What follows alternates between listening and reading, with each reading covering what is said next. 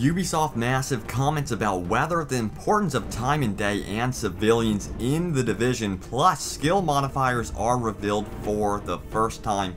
Hey guys, how are you doing on this fine day? We're keeping you up to date on all things The Division right here on Open World Games. So previously we spoke about The Division beta, which you can find out more in the description if you haven't heard about that. And while you're here, check out our backlog of The Division videos. We are so excited for this game. Alright then, now on to the good stuff. Ubisoft made some comments about the importance of time of day in The Division. It seems like it will be a very big deal indeed. They keep talking about it in their interviews. It's going to change things like the type of NPCs we can expect on the streets, difficulty parameters, type of loot and gear, and more, as rumored. This is all rumored. Plus, rescuing civilians may be made more difficult under the gaze of the moon. I think that's going to be extremely challenging navigating these streets in the dark. I'm extremely curious to see if animal life will come out during nighttime as well. And yes, there will be animals in The Division. That's going to be very interesting. And mentioning civilians, they will be a crucial part of the game as well. It is possible civilians will impact the overall morale of the district you control via the base of operations. It could be possible that recruiting civilians could be important to defending an area as well. So that would be really cool to see, is bringing in civilians to protect of the area, much like State of Decay. I don't know if any of you are fans of State of Decay, but that was really cool how you brought in survivors and then you could task them with defending your home. And you're probably itching to know about the skill modifiers. What are they? Where did they come from? We know that there's going to be a ton of skills in this game, and then now we have modifiers to these very skills. Well, Marco right here on YouTube traveled to Gamescom and got all the juicy details. You can find his YouTube in the description below, but we're going to be talking about it right here, right now. We're going to start off with the Go Bag. This is going to hold all of your gear and items. The Go Bag will be seeing 3 key features. Of course, the inventory or bag space will be extremely important and I would imagine upgradable down the road. Second, we get mod slots. Now this is really cool. This likely increases such abilities as how many weapons you can carry at a time and grenade carrying capacity and more.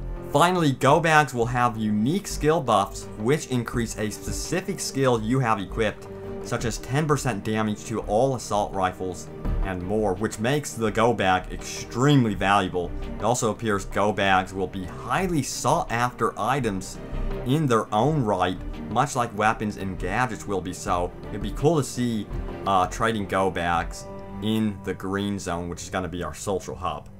And while we're talking about skills, we can't talk about them without going over skill modifiers. These have yet to be confirmed by Ubisoft, but from what we know, it appears each skill has its own set of skill modifiers separated into several tiers.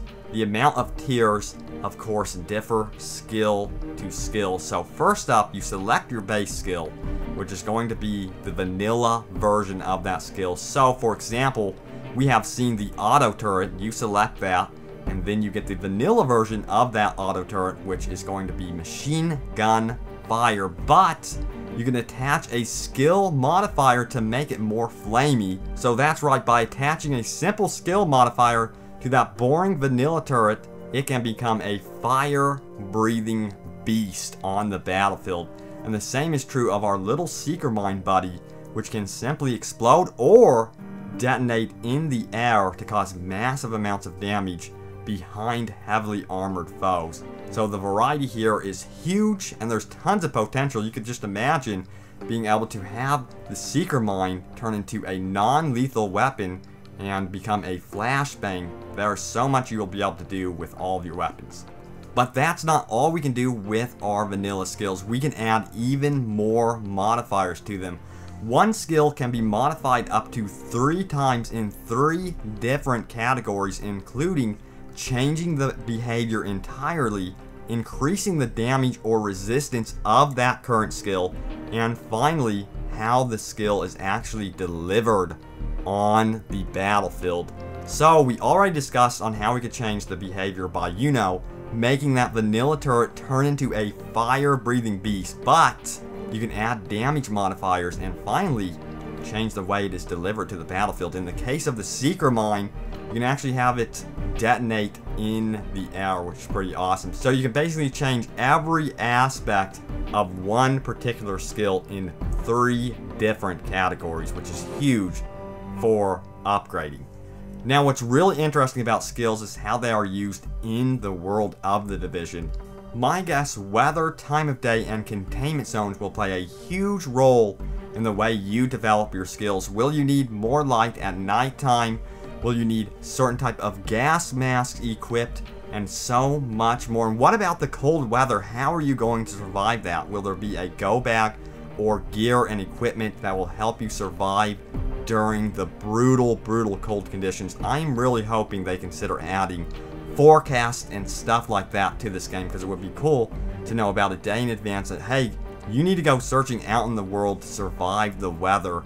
Now, you know Ubisoft has mentioned previously that they aren't really interested in making this game about survival and too hardcore. Although they are interested in doing a little bit of that, they said that you will begin with 72 hours of survival gear. So there is something they are trying to tease there with survival. So there you guys have it, all of the exciting news about the Division.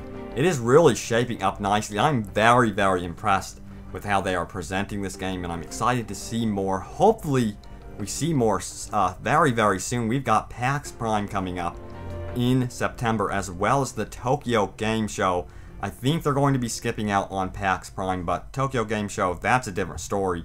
They may actually show something there, so stay tuned right here to Open World Games for all things The Division. Can't wait to survive the brutal conditions of mid-crisis New York with you all. I will see you guys soon in snowy New York City. Thanks guys for watching. I will see you next time.